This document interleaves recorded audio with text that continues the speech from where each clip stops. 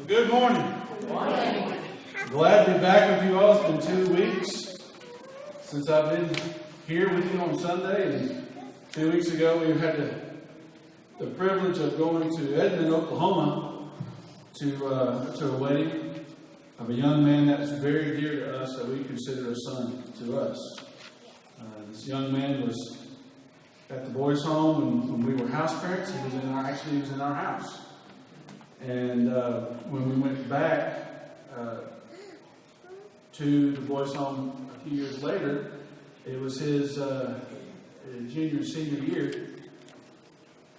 And so we got to be there with him. And on top of that, I helped him get to, there's an echo on this thing.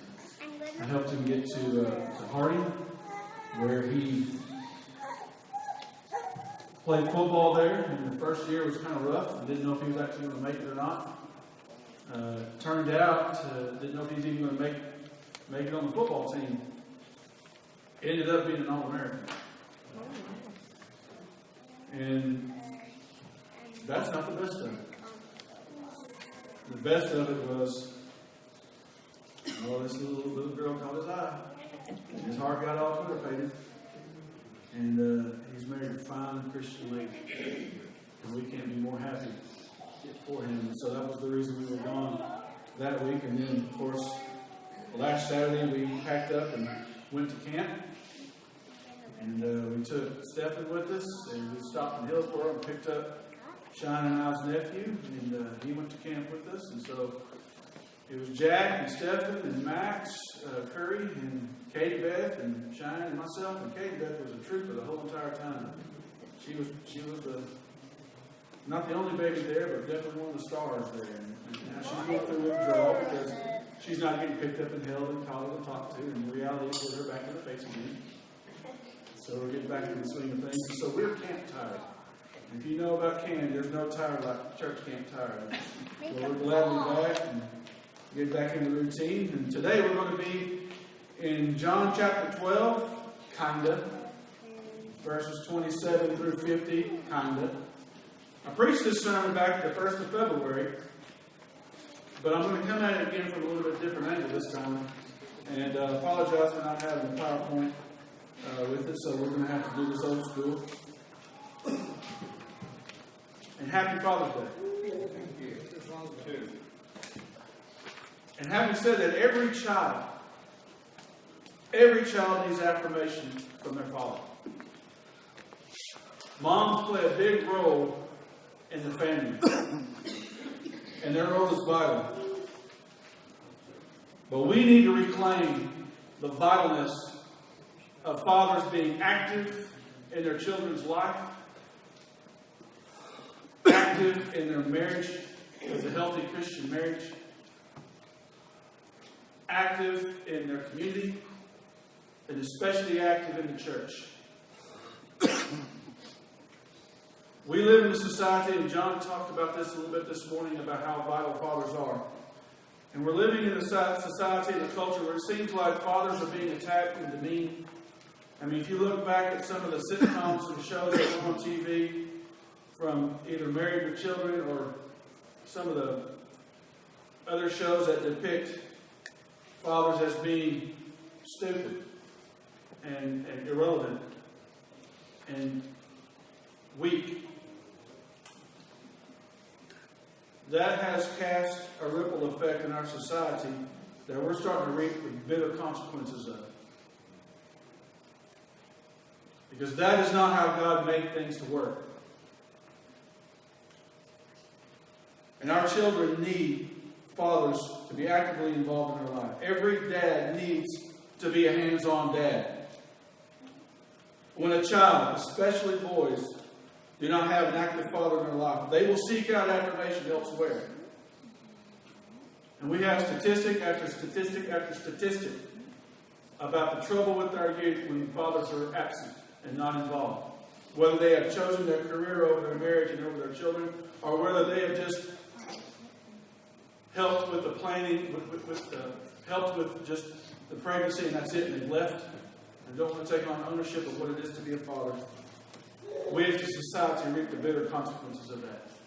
And so we need men, godly Christian men, standing up and standing in the gaps where fathers have either passed on because of sickness or illness, or for whatever reason are no longer involved. We need to have men who are actively involved in helping raise children. In John chapter 12, starting in verse 27 to 50, we're talking about here, this is towards the end of Jesus' ministry. He is not very far away from the cross. And he knows what he's going to endure. He knows what's about to happen. And he's making one last push about showing and teaching about what is about to happen. And because of all of that, the stress and the anxiety of the cross that is about to befall him, as Christ the human is talking about, because he is both God and both man at the same time. And his humanness with about what he's about to face is huge. And it sets in a ripple effect that we're still being felt today because of the sacrifice that Jesus Christ has made for you and for me. But having said all of that, he needed to know and needed to be reassured of the blessing and the affirmation from his Father. And if you'll look at it through that lens as we read this text, you will see it. Because he says, "Now is my soul troubled. And what shall I say? Father, save me from this hour. But for this purpose I have come to this hour. Father, glorify your name." Then a voice from heaven, "I have glorified it, and I will glorify it again." Jesus here is asking, "Father, glorify me." God responds by, "I have glorified it, and I will glorify it." He's giving him affirmation.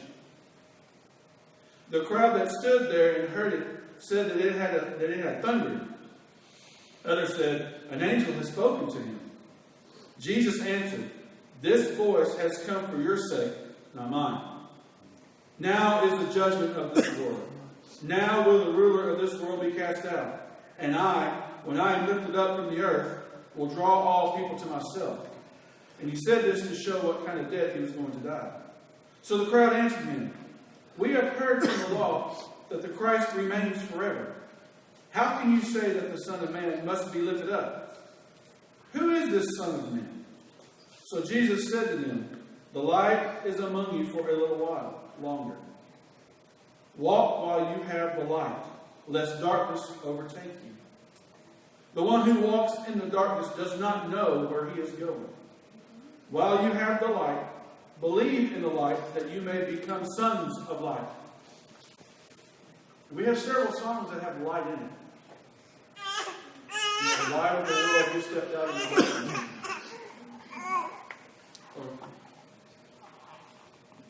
We have other songs that talk about this light. And while Jesus said these things, he departed and hid himself from them. Though he had done so many signs before them, they still did not believe in him, so that the words spoken by the prophet Isaiah might be fulfilled. "Lord, who has believed what he heard from us, and to whom has the arm of the Lord been revealed?" Therefore they could not believe, for again Isaiah said, "He has blinded their eyes and hardened their heart, lest they see with their eyes and understand with their heart, and turn, and I would heal them." And you've got to be wondering how frustrated Jesus might have been. How much more can I do, God? How much more? I've done all the wonders. I've done all the signs. I've lifted your name. I've glorified your name. I have done everything in accordance with your will. And yet they still don't believe. I wonder how Jesus the man struggled with that. How many times have we poured out to someone, especially our children, and yet they still won't do what you've asked them to do, or even told them to do? And so many times you want to just beat your head against the wall going, "I don't know what else to say or do." The thing is God created them with their own mind and their own independence. And we've got to remember that we are the guiding vessel.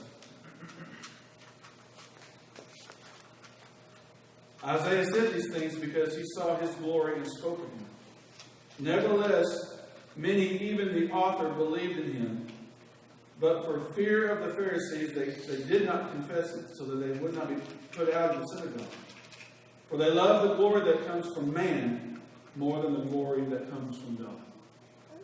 And that's another thing that we, as fathers in our homes, need to be pushing to our children, to keep their eyes fixed on Jesus, not the accolades of man.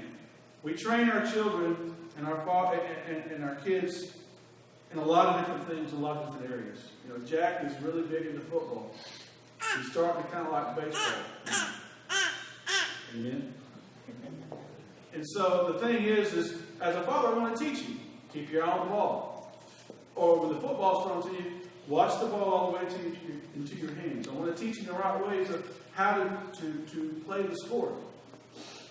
And so, I'm not the only father who's done that. And we will spend and invest hours upon hours of trying to do these things. But if I fail to teach him to keep his eyes on Christ, then I have failed. Because that is the most important. We play sports because we love them. And we also love to hear the roar of the crowd. And the accolades that come with it. And that puffs us up a little bit. But if that becomes more important than the glory that comes from following God, then I have missed it. And we live in a community that is very big in their sports. Huge in their sports. But if we fail to point people to Jesus Christ, we have failed.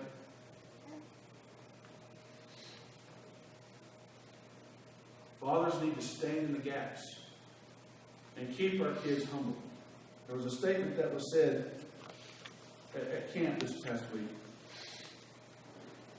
If you fail to humble yourself, you will be humiliated. If you fail to humble yourself, you will be humiliated. In other words, eventually sin is going to find you out and it's going to expose you. Choose the humbleness. Choose the glory that comes from God, not from man. So continuing on in our reading, verse 44. And Jesus cried out and said, whoever believes in me, believes not in me, but him who sent me. And whoever sees me, sees him who sent me. I have come into the world as light, so that whoever believes in me may not remain in darkness. If anyone hears my words and does not keep them, I do not judge him, for I did not come to judge the world, but to save the world. The one who rejects me and does not receive my words has a judge. The word I have spoken will judge him on the last day. For I have not spoken on my own authority, but the Father who sent me has himself given me a command, what to say and what to speak. And I know that his commandment is eternal life. What I say, therefore, I say as the Father has told me.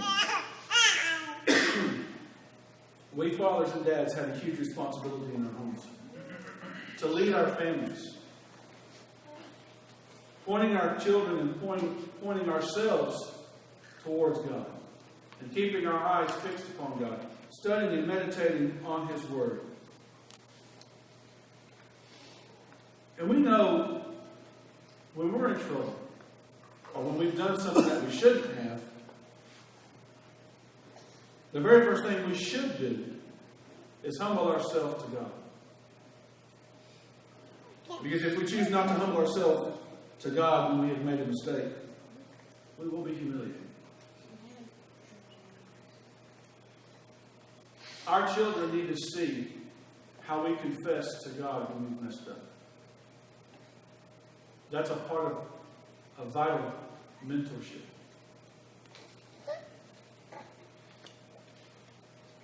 Jesus says, I'm not doing this on my authority. I'm doing this from the authority of him who sent me. And here's something that's interesting about that. If you think to the Great Commission, Jesus tells us to go into all the world and preach the gospel, making disciples of all nations, baptizing them in the name of the Father, the Son, and the Holy Spirit. Remember, I'm with you always, even to the end of the age. That's a command. That's a command given to him from God. And that's the command he now presents to us as followers and believers. We want to make an impact in our community. We must first have an impact in our homes. And if we want to have an impact in our community, the second place we have to have an impact is here with each other. Making sure that we're strong. Making sure that we're on the path together that leads towards heaven.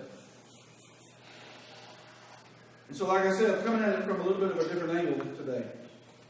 I'm coming at it from the aspect of fatherhood. Because God was very active in his children's life. If you look throughout the Old Testament, throughout the whole of the Old Testament, God was very active in his children's lives. He modeled before us what it means to be a father. And what it looks like. And when it's time to discipline, you discipline. And when it's time to rejoice, you rejoice. And it's always a time to lead. But we're living in a society where we don't like the word authority. And some of it, they may have a legitimate case because authority has been abused. But we're living in a society where Christian men are looked upon as something that's less than.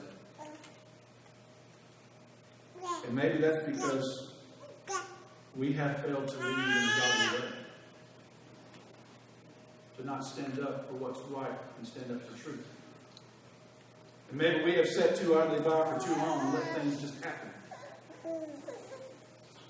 And I'm encouraging us and challenging us to stand up for what's right, for what's true, and do it in a way that brings glory and honor to the Father. In my hand here, I have some statistics I want to read. This comes from the Washington Area Coalition of Men's Ministry. And it states why men matter, both now and forever. A look at the numbers about men and men's ministry. When a mother comes to Christ, her family will join her at church only 17% of the time. But when a father comes to Christ, his family joins him 93% of the time. 95% of men say they don't have male friends. Less than a third of men in church say they have a friend. They're talking about godly friends. There are 113 million men in America over the age of 15. 69 million of these men make no profession of faith in Christ. 90 million men are not involved in any kind of discipleship. Only 6 million men are involved in discipleship. That's only 1 out of every 18. The typical U.S. congregation draws an adult crowd that is 61% female, 39% male. The gender gap shows up in all age categories. On any given Sunday, there are 13 million more adult women than men in America's churches. This Sunday, almost 25% of married church-going women will worship without their husbands. And midweek activities often draw 70 to 80% female participants. The majority of church employees are women, except for ordained clergy, who are overwhelmingly male. Over 70% of the boys who are being raised in church will abandon it during their teens and 20s. And many of these boys will never return. More than 90% of American men believe in God, and 5 out of 6 call themselves Christians. But only 2 out of 6 attend church on a given Sunday. The average man accepts the reality of Jesus Christ, but fails to see any value and going to church. Churches overseas report gender gaps of up to 9 women for every adult male in attendance. Christian universities are becoming convents. The typical Christian college in the U.S. enrolls almost 2 women for every 1 man. Fewer than 10% of the U.S. churches are able to establish or maintain a vibrant men's ministry. Fewer than 1% of church-going men participate in any sort of ongoing men's ministry program. As many as 70% of men have actively sought out pornography this year. 93% of all people incarcerated, 85% of them had no father figure. As many Christians will divorce as non-Christians. 33% of the 72 million children in America will go to bed without a biological father in the home. Fatherless children are 5 times as likely to live in poverty, repeated grade, and have emotional problems. 4 out of 5 students in evangelical churches will drop out of church by their senior year in high school. 95% of men who attend a conference, that is a Christian conference, make a life-changing decision. 60% of them will get connected to a small group. 25% of them will make a decision for Christ for every 10 men in the church. 9 will have kids who leave the church. 8 will not find a job satisfying. 6 will pay the monthly minimum on their credit cards. 5 will have a major problem with pornography. 4 will get divorced, affecting 1 million per year. As many as 90% of the boys who are being raised in the church will abandon it by their 20th birthday, meaning do not return. 90% of children ages 8 to 16, listen to this, 90% of children ages 8 to 16 have been exposed to internet pornography, most often while doing homework. That's from the Family Safe Media. At least 70% of Christian men and 20% of women struggle with internet pornography. 75% of volunteers are women. One mainline preacher said it was 99% in his church. 90% of boys, like we said before, check out of church by age 20.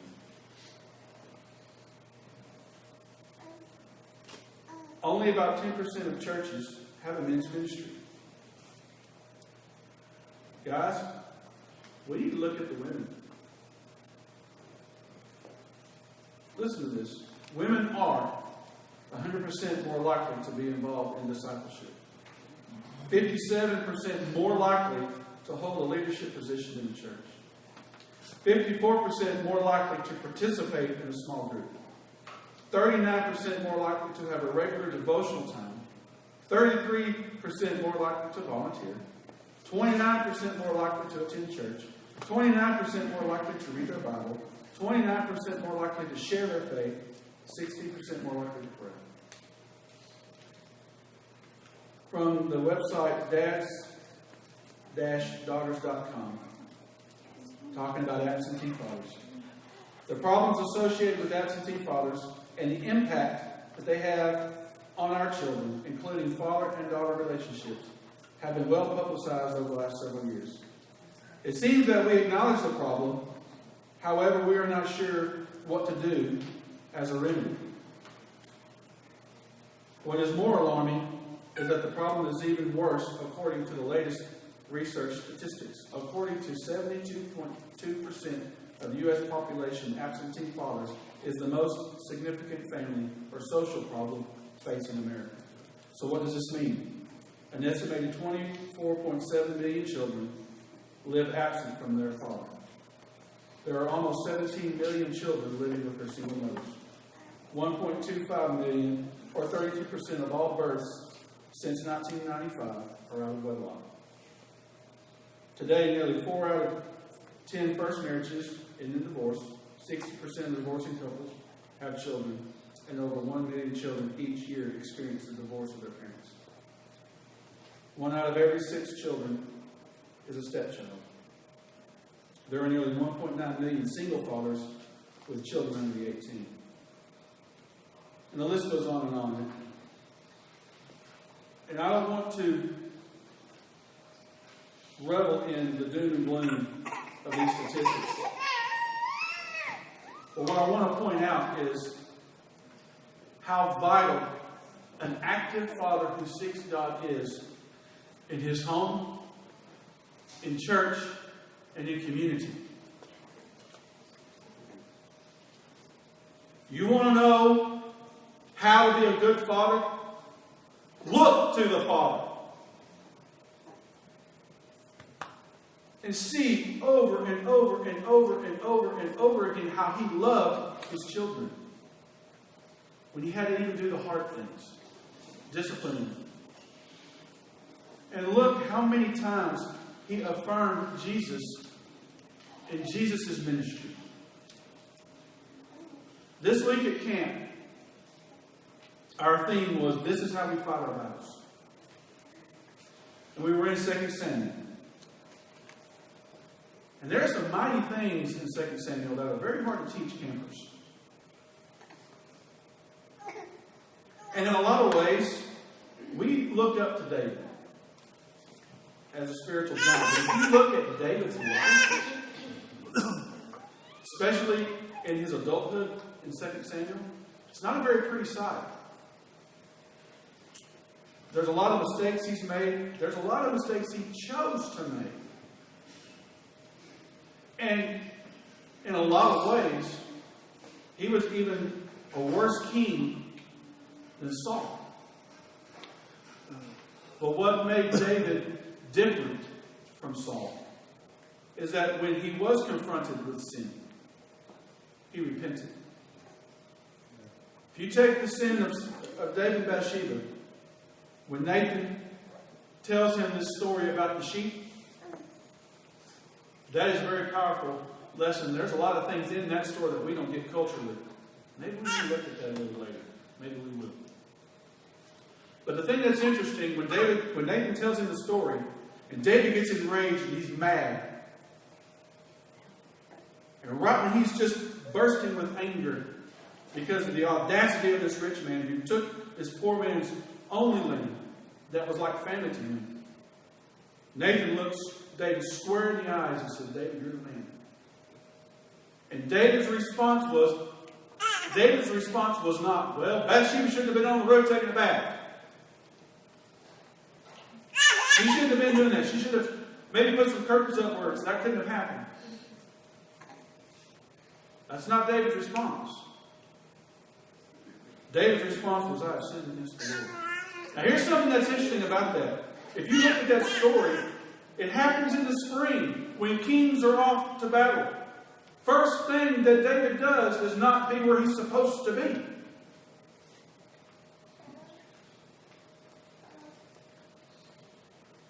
And if you keep reading the story, you can see there's some choices that David made that led to that encounter on the roof.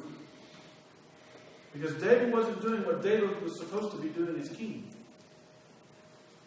And that one decision had a rippling effect throughout his family that lasted well over 100 years. Fathers, you have a rippling effect for your family. Which way is the ripple going to be? Is it going to be a negative that is worldly? Or is it going to be an effect that is godly? You remember the story of Abraham and Sarah. God promised them a son. It wasn't happening in their time frame. So they took matters into their own hands.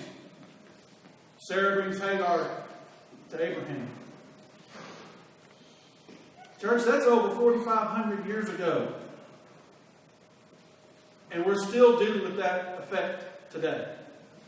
Those two families of cultures are still fighting today. because of a choice that was made. There are also stories out there of families who were very ungodly families, where one person obeys the gospel. And because that one person obeyed the gospel and instilled in his family what it means to follow Christ, the ripple effect of that, which is 150 years old and older, have families that are devoted to God with preachers and teachers and people who are actively involved in community that are godly. So my challenge to us men today is, what the ripple effect are we going to have in our families, in our church family, and in our community? Because that choice is ours.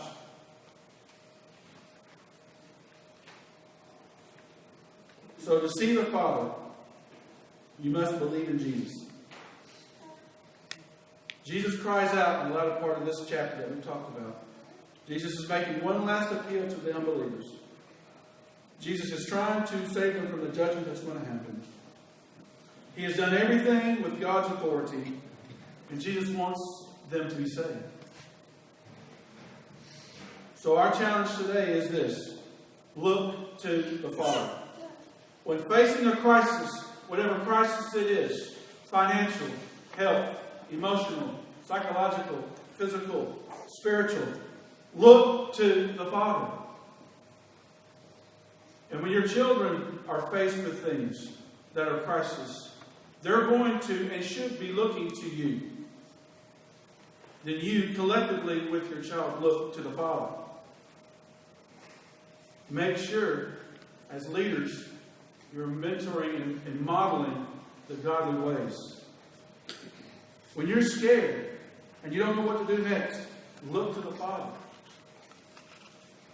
When something happens that rattles your faith, shakes you to the core of who you are, that's when you turn most to the Father. That's when you hang on most to the Father. Model that.